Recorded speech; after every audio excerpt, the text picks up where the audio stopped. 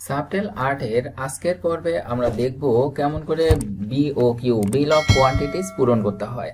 Bill of quantities হচ্ছে most important একটা বিষয়, যার প্রেক্ষিতে আমরা 10% লেস দিয়ে থাকি। প্রকিউরমেন্ট রুল অনুযায়ী যেটা নিয়ম সেটা হচ্ছে ঠিকাদার 10% লেস বা 10% গ্রেটার করতে পারে। তো যদি 10% লেস না হয় তাহলে কিন্তু কাজ পাওয়া সম্ভব না, কারণ একজন ঠিকাদার 10% লেস দিবে আর একজন ঠিকাদার 9.99% যদি লেস দেয়, তাহলে যিনি 10% লেস দিবেন তিনি কিন্তু র্যাঙ্কিংয়ে 1 থাকবে, ফলে তিনি কাজ পাবেন। তো এই জন্য এই বিষয়টা খুবই গুরুত্বপূর্ণ। তো আসুন আমরা বিওকিউ শুরু করি। বিওকিউ করার জন্য আমরা এখানে বিল অফ কোয়ান্টিটিস অপশন থেকে ফিলে ক্লিক করব। ফিলে ক্লিক করলাম। তাহলে এখন এই ফিলে ক্লিক করার পরে আমরা দেখতে পাচ্ছি যে এখানে বিওকিউ এ আমাদের 3টা রেট দেওয়া আছে, যার আইটেম কোড হচ্ছে 40,920, তারপরে 40,450, 40,440, অর্থাৎ প্রথমটা হচ্ছে আর্টওয়ার্ক কাটিং ফিলিং, তারপরে হচ্ছে geo bag supply filling dumping, তারপরে হচ্ছে সাপ্লাই ফিলিং অ্যান্ড প্লেসিং, এটাও হচ্ছে 250 কেজির জিও ব্যাগ। আর্ট ওয়ার্ক করতে হবে আমাদের 54,316 কিউবিক মিটার বা কাম। জিও ব্যাগ আমাদের ইউজ করতে হবে, ডাম্পিং করতে হবে হচ্ছে 88,950 ইস, অর্থাৎ প্রতিটার একক হিসেবে। আর জিও ব্যাগ প্লেসিং করতে হবে হচ্ছে আমাদের 68,750 ইস। তাহলে এখন আমরা যদি শুধু ইউনিট প্রাইসটা এখানে ফিগারে অ্যাড করে দিই, বাকিটা কিন্তু আমাদের এখানে দেখতে পাচ্ছেন যে অটোমেটিক 00 হয়ে গেল, কারণ আমরা জাস্ট ক্লিক করছি, কোনোটা কিন্তু মান বসাইনি। এখন বিষয় হচ্ছে এই যে এই রেটটা আমাদের এখান থেকে অ্যানালাইসিস করতে হবে। অ্যানালাইসিস কেমন করে করে দেখেন, যে এটা হচ্ছে একটা অ্যানালাইসিস টেমপ্লেট। এটা হচ্ছে আর্টওয়ার্ক বাই অ্যাম্ফিবিয়াস এক্সকাভেটর। এটা হচ্ছে আরেক ধরনের এক্সকাভেটর আছে যেটাকে লং বুম বলে। তাহলে এইরকম আর্টওয়ার্কের ক্ষেত্রে আমাদের ভিতরের কি আইটেম ধরতে হয়, যেমন ডিজেল ফুয়েল, তারপরে এরকম একটা হিসাব করতে হয়। হিসাব করে দেন সাব টোটাল নিতে হয়, তারপরে ওভারহেড অ্যান্ড এস্টিমেটেড নিতে হয় 2.5%, তার আবার কন্ট্রাক্টরস প্রুফ দিতে হয় 10%, ভ্যাট দিতে হয় 7.5%, আলটিমেট আইটেমের গ্র্যান্ড যে টোটাল ইউনিট রেটটা সেটা কিন্তু এখানে হবে। এভাবে কিভাবে অ্যানালাইসিস করে সেটা আমরা অন্য পর্বে শিখব। আজকে আমরা বিওকিউ পূরণ করাটাই গুরুত্ব দিব। তাহলে বিওকিউ গুরুত্ব করার জন্য এই যে এই অংশটাতে আমাদের কিন্তু কোয়ান্টিটি আছে, আর এই কোয়ান্টিটিটা আমরা এখন কি করলাম, যে আমরা একটা এক্সেল ফাইলে লিখলাম যে আমাদের 3টা আইটেম ছিল, আমরা সিরিয়াল নাম্বার 1, 2, 3 লিখলাম এবং কোয়ান্টিটি গুলা লিখলাম। আচ্ছা, এখন এখানে ইউনিট রেট যেটা আপনারা দেখতে পাচ্ছেন সেটা হচ্ছে আমরা আগে অ্যানালাইসিস করে এখানে নির্ণয় করে রাখছি যে 3টার ইউনিট রেট এটাই। তাহলে এখন এই ইউনিট রেটটা আমরা যদি ওখানে ইনপুট দিই, যেমন প্রথমটা আর্টওয়ার্কের ক্ষেত্রে আছে 218.36, আর অবশ্যই লাস্ট ডিজিটটা 1 ইউজ করতে হবে। তাহলে আমরা করি 218.361, কারণ ইজিবিতে এই 3 নাম্বার ঘর কখনো শূন্য নেয় না। তাহলে এখানে এইরকম অটোমেটিক ভাবে এ কিন্তু ক্যালকুলেশন করে নিবে, অর্থাৎ ইউনিট রেট হচ্ছে কথায় কত, তারপর টোটাল অ্যামাউন্ট কত, তারপর হচ্ছে টোটাল প্রাইস কত, এভাবে নিবে। তাহলে এভাবে আমরা পূরণ করতে পারি, কিন্তু সেই ক্ষেত্রে যদি আনকন্ডিশনাল ডিসকাউন্টটা গ্র্যান্ড সামারিতে অ্যাড করা থাকে। তাহলে এখন এটা আমরা যে কাজটা করব সেটা হচ্ছে, দেখেন যে এই জায়গাতে আমরা এই টোটাল যেটা আমরা এস্টিমেট করে নিছি সেটা আমরা ইউজ করব না, অর্থাৎ ইউনিট রেট এটা না দিয়ে আমরা এখানে তার 10% লেস, ইউনিট রেটের 10% লেস হিসেব করব, তারপরে ওখানে দিব। তাহলে আমাদের এক্সাক্ট কিন্তু 10% লেস হবে। তাহলে 10% লেস আমরা যদি এক্সেলের সূত্র দিয়ে করে রাখি, তাহলে এটা মাইনাস এটা গুণন 10%, তার মানে এই 218.36 থেকে 218.36 এর 10% আমরা বাদ দিয়ে দিলাম। এবং যদি আমরা এটা দেখি তাহলে এই ভ্যালুটা আসলো হচ্ছে 196,524 এত। আচ্ছা, তাহলে এইভাবে আমরা যদি পরের গুলা করি, তার আগে এখানে অবশ্যই আমাদের যে কাজ করতে হবে সেটা হচ্ছে রাউন্ড করতে হবে, কারণ রাউন্ড না করলে আমাদের এটা একটু ভুল হবে। সেটা হচ্ছে পয়েন্টের পরে 3 নাম্বার ঘরে আমাদের ভুল হওয়ার সম্ভাবনা থেকে যায়। আর যদি আমরা এইভাবে সূত্র ইউজ করে যদি রাউন্ড করে নিই তাহলে সেটা আর ভুল হয় না। তাহলে এটা আমরা পেলাম। এখন এভাবে আমরা যদি এর ধরে টান দিয়ে দিই তাহলে আমরা দেখেন এটা কিন্তু পেয়ে গেলাম, অর্থাৎ 451.92 এর 10% বাদ দিলে হবে হচ্ছে 406.728, তারপরে হবে হচ্ছে 445.19 থেকে হবে 400 পয়েন্ট এত। এবার আমরা দেখবো হচ্ছে আমাদের টোটাল অ্যামাউন্টটা কত হয়। তাহলে ইকুয়াল কোয়ান্টিটি গুণন আমাদের যেটা ইউনিট রেট সেটা। তাহলে আমাদের এখানে আমরা দেখতে পাচ্ছি যে আমাদের টোটাল হচ্ছে এত টাকা হলো। আচ্ছা, এখন আমরা সবগুলা যদি যোগ করে দিই, বাস আমাদের কিন্তু আলটিমেট সব কমপ্লিট। পয়েন্টের পর পর্যন্ত আমাদের 3 ঘর নিতে হবে। আচ্ছা, এখন আমরা এটার সাথে দেখব যে আমাদের টোটাল সামেশনটা আসলে কত হয়। আচ্ছা, সামেশনকে অবশ্যই আবার রাউন্ড করতে হবে।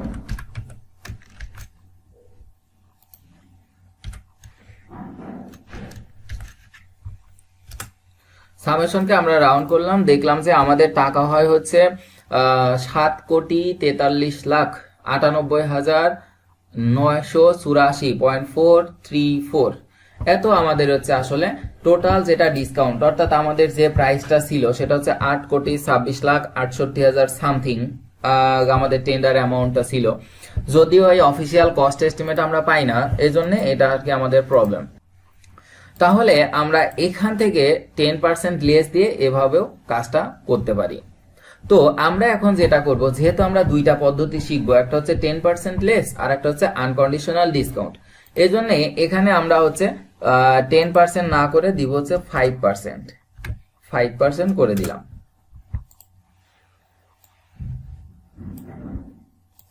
অর্থাৎ তার থেকে জাস্ট 5% আমরা এখানে বাদ দিছি।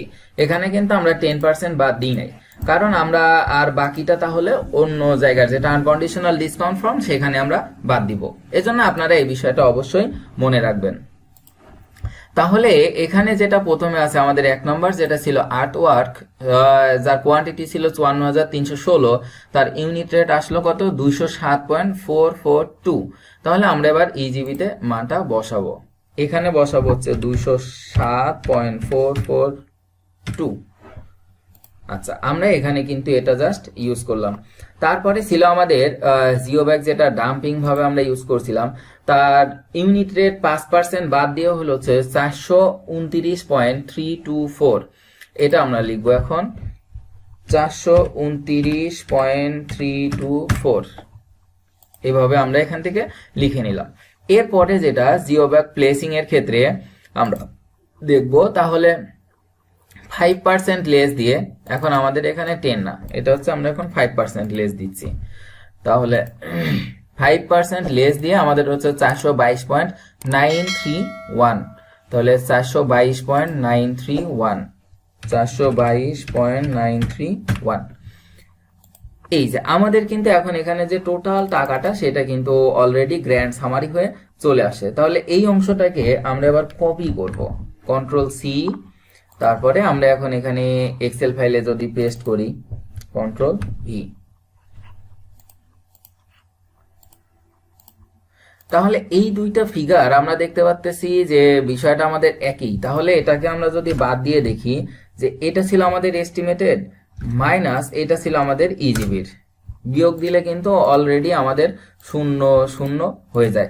তার মানে এইটা যেটা আমরা ইউজ করছি এটা, অর্থাৎ যেটা আমরা ইজিবি থেকে নিয়ে আসলাম, এই অংশটা যে কপি করে আমরা নিয়ে আসলাম ইজিবি হিসাব করা, আর এটা ছিল হচ্ছে আমাদের ক্যালকুলেটেড। কাজে ক্যালকুলেটেড থেকে আমরা যদি ইজিবিটা বাদ দিই তাহলে দেখতে পাচ্ছি যে আমাদের এখানে 0 হয়ে যায়। তার মানে এইভাবে যদি আমরা রেট দ্বারা বিয়োগ করে দিই তাহলে কিন্তু এক্সাক্ট আমাদের এই 5%ই লেস হয়ে যাবে। এখন যদি এভাবে আমরা 10% লেস দিয়ে একটা ক্যালকুলেশন করে তারপরে আমরা করি তাহলে টেন্ডারে এক্সাক্ট 10%ই হয়ে যাবে। তাহলে এই ক্ষেত্রে এখন আমরা এখান থেকে দেখলাম যে কিভাবে রেট নেওয়া হয়। তাহলে আমরা ধরলাম যে এখানে আমরা 5% আপাতত ডিসকাউন্ট দিলাম। এটা অবশ্যই মনে রাখবেন আপনারা, বিষয়টা আমরা একটু পরে ক্লিয়ার হব যে কেন 5% দিলাম। তাহলে 5% দেওয়ার ফলে আমাদের টাকা আসলো হচ্ছে 8,82,32,295.722। তাহলে এখন আমরা এটা সাইন করব। সাইন মানে এখানে আমরা পাসওয়ার্ড দিব, ভেরিফাই পাসওয়ার্ড করলাম। এবার একে আমরা এনক্রিপ্ট করলাম। এনক্রিপ্ট করার ফলে আমাদের এটা সাংকেতিক চিহ্নে রূপান্তরিত হলো। তারপরে আমরা এইটাকে এবার সেভ করলাম। তাহলে আমাদের কিন্তু বিল অফ কোয়ান্টিটিসও পূরণ করা হয়ে গেছে। তাহলে বিল অফ কোয়ান্টিটিস এখন আমরা ডিলিট করতে পারবো, ভিউ করতে পারবো, এনক্রিপ্ট করতে পারবো এবং ম্যাপড ডকুমেন্ট করব যদি সেটা চাওয়া হয়। আচ্ছা, এরপরে আমরা দেখব যে হচ্ছে শিডিউল অফ ডে ওয়ার্কস।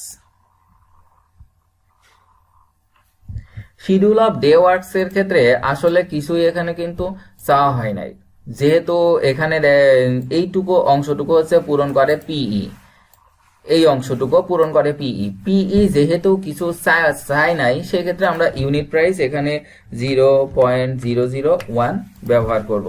কারণ যদি এই অংশটা ব্ল্যাঙ্ক থাকে তাহলে কিন্তু ইজিবি এটা সেভ অবস্থাতে নেয় না, এই জন্য এটা আমরা 0.001 দিয়ে রাখলাম। তাহলে এটা just schedule off day works, তার মানে বিষয়টাকে আমরা ইগনোর করলাম। আর ইজিবিতে ইগনোর করার কোনো অপশন নেই, এজন্য আমরা জাস্ট একটা অংশটা বসায় রাখলাম। এখন আমরা এটাকেও সাইন করব। সাইন মানে পাসওয়ার্ড এবং ভেরিফাই করলাম। ফলে এটা আমাদের এখন এনক্রিপ্ট করব। এনক্রিপ্ট করলে এটা সাংকেতিকভাবে রূপান্তর হয়ে যাবে।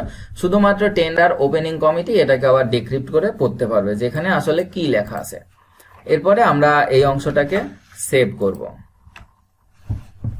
তাহলে আমরা এ পর্যন্ত শিডিউল অফ ডে ওয়ার্কসও কমপ্লিট করলাম। এবার আমরা দেখব যে আসলে আমাদের আনকন্ডিশনাল ডিসকাউন্ট ফর্ম এই অংশটা কেমন।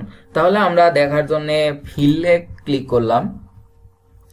এখন এখানে আমরা দেখতে পাচ্ছি যে ঠিকাদার কিন্তু অলরেডি এখানে যে দুইটা আমরা দেখতে পাচ্ছি যে দুইটা অংশ দেওয়া আছে, তার মানে গ্র্যান্ড সামারিতে সে এটা ক্রিয়েট করবে। ডিসকাউন্ট ইন পার্সেন্টেজ, আমরা কত পার্সেন্ট ডিসকাউন্ট এখানে ইউজ করব। এখন আমরা যে কিছুক্ষণ আগে বিওকিউ এর এই রেটটা ইউজ করলাম, যদি আমরা এভাবে অ্যানালাইজড রেটটা ইউজ করি, যদি এভাবে 5% বা 10% লেস এখানে না দিই, তাহলে এখানে জাস্ট শুধুমাত্র 10 কথাটা লিখে দিলেই হয়ে যাবে, অটোমেটিক এখানে সবকিছু সে ক্যালকুলেশন করে নিয়ে নিবে। কিন্তু অলরেডি আমরা ইউনিট রেটের ক্ষেত্রে 5% লেস দিয়ে আসছি। এখন যদি আবার আমরা এখানে 10% লেস দিই, তাহলে আলটিমেট কিন্তু আমাদের ডিসকাউন্ট হবে হচ্ছে 15%। কিন্তু পিপিআর 2008 অনুযায়ী আমরা ডিসকাউন্ট দিতে পারবো হচ্ছে 10%। ফলে আমাদের এটা টেন্ডার ইজিবি ক্যান্সেল করে দিবে। তো আমরা নন রেসপন্সিভ হব, এই জন্য এখানে আমরা এখন 10% না দিয়ে আমরা দিব হচ্ছে 5%। কারণ আমরা এই জায়গাতে বিওকিউ ইউনিট রেটে কিভাবে 5% লেস দেয় সে বিষয়টা শিখছি। আর এখন দেখলাম হচ্ছে আনকন্ডিশনাল ডিসকাউন্ট ফর্মে কিভাবে লেস দেয় সে বিষয়টা শিখছি। তাহলে সেখানে 5% এবং এই আনকন্ডিশনাল ডিসকাউন্টের ক্ষেত্রে 5%, টোটাল আমাদের 10% ডিসকাউন্ট অটোমেটিক সে ক্যালকুলেশন করে নিবে। এভাবে যদি আপনারা চান তাহলে শুধুমাত্র আনকন্ডিশনাল ডিসকাউন্টে 10% ইউজ করতে পারেন, অথবা এভাবে অ্যানালাইজ রেট ইউনিট রেটে 10% বিয়োগ করেও করতে পারেন। তবে যেটা আমার সাজেশন সেটা হচ্ছে ইজিবির এখানেই 10% ইউজ করবেন, তাহলে ফিগারটা বা পয়েন্টের পরে 3 ঘরটা ইজিবি অনুযায়ী আসবে। ফলে কোনো রকমের টেন্ডার ক্যান্সেল হওয়ার সম্ভাবনা থাকবে না। তাহলে আমরা এই অংশটা বুঝলাম। এখন আমরা সাইন করব, পাসওয়ার্ড, ভেরিফাই পাসওয়ার্ড, এনক্রিপ্ট করে দিলাম। এনক্রিপ্ট করা মানে এখন কত পার্সেন্ট কেউ পড়তে পারবে না। তারপরে এটাকে আমরা সেভ করে দিলাম। তাহলে এখন এই পর্যায়ে কিন্তু আমরা সবগুলা বিষয় খুব সুন্দর করে এখান থেকে বিল অফ কোয়ান্টিটিস যেটা সেটা পূরণ করলাম। তারপর শিডিউল অফ ডে ওয়ার্কস বিষয়টা বুঝলাম। যেহেতু আমাদের শিডিউল অফ ডে ওয়ার্কস নাই, এজন্য আমরা 0.001 ইউজ করছি এবং এখন এটা আনকন্ডিশনাল ডিসকাউন্ট ফর্মেও আমরা ইউজ করলাম। তাহলে এই যে বিষয়টা আমরা এখন সম্পূর্ণভাবে শিখতে পারছি। গ্র্যান্ড সামারি দেখি। গ্র্যান্ড সামারিতে সে কি করবে, বিল অফ কোয়ান্টিটিস নিবে এবং আনকন্ডিশনাল ডিসকাউন্ট ফ্রম, দুইটা অংশই কিন্তু সে নিবে। তার মানে ডিসকাউন্ট এখানে আমরা যা দিব আলটিমেট সেটা বিয়োগ করে এখানে লিখবে। যদি আমরা ডেক্রিপ্টে ক্লিক করে দেখি, আবার আমরা যদি পাসওয়ার্ড করি, অর্থাৎ এনক্রিপ্ট করছিলাম, এবার আমরা ডেক্রিপ্ট করলাম। তার মানে দেখেন যে আমাদের বিল অফ কোয়ান্টিটিস 5% লেস দিয়ে ছিল হচ্ছে 5% লেস দিয়ে ছিল হচ্ছে 7,85,32,285.722, আর আমরা আনকন্ডিশনাল ডিসকাউন্টও দিলাম হচ্ছে 5%। ফলে আমাদের 10% ডিসকাউন্টে হলো হচ্ছে এটা। আপনাদেরকে প্রুফ দেখাই। তাহলে এটাকে আমরা কপি করলাম, 7,46,05,680.936। এবার আমরা এটাকে এখানে নিয়ে আসলাম, এখানে আমরা পেস্ট করব যে এটা আমরা ইজিবি থেকে এই সংখ্যাটা নিয়ে আসছি। তাহলে ইজিবি থেকে নিয়ে আসলাম। আচ্ছা, এখন এই জায়গাতে আমরা কি করব, 10% লেস দিয়ে দেখব।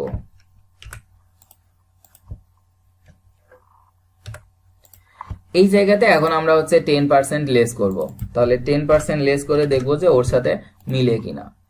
তাহলে এই জায়গা 5 বা 10। আচ্ছা,